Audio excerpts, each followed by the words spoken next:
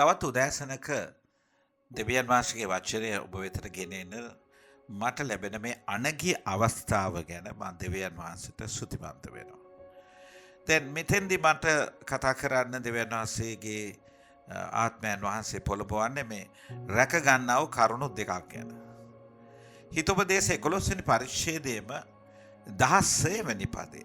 16 වෙනි පදයේ කියනවා මේ ගෞරවය රැක ගන්න කියන ගැනත් වස්තුව රැක ගන්න අය ගැනත් කතා කරනවා. කවුද මේ ගෞරවය රැක ගන්න දඟලන්නේ?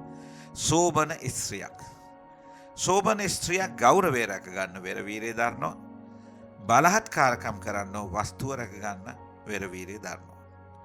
ඉතින් දැන් මේක දිහා බලන විට වස්තුව කෙරෙහි අවධානය යොමු කරපු පිරිස බලහත්කාරකම් කරන්න ඔවුන්ගේ අරමුණ තියෙන එකම දේ වස්තුව ආරක්ෂා කරගන්න එක. ඒ පිණිස ඕනෑම නපුරුකමක්, ඕනෑම අයුතුකමක්, ඕනෑම අධර්මිෂ්ඨකමක් කරහා වස්තුව රැස් කරගන්නත්, රැස් කරගත්ත වස්තුව ආරක්ෂා කරගන්නටත් ඕනෑම නිහින දෙයකට පෙළඹෙනවා.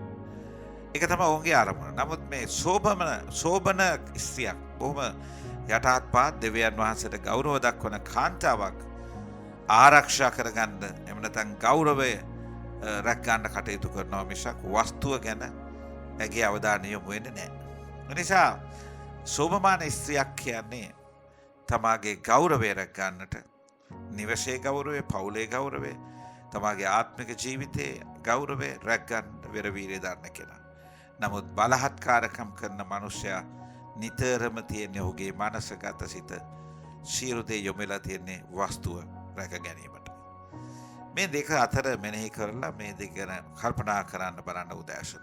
එසේ කරමින් වඩා හොඳ දේ දෙවියන් වහන්සේ අපිට යෝජනා කර තිබෙන දේ අනුව අපි අපේ ගෞරවය ආරක්ෂා කරගෙන ජීවිතය දෙවියන් වහන්සේට ප්‍රසන්න විදියට සාදාගෙන තවත් අයට එවැගේම හැමෝටම ආශිර්වාදයක් වෙන ජීවිතයක් ගත කරන්න අදිෂ්ඨාන කරගන්නට මේ දවස් අපි ප්‍රයෝජනෙට ගමු.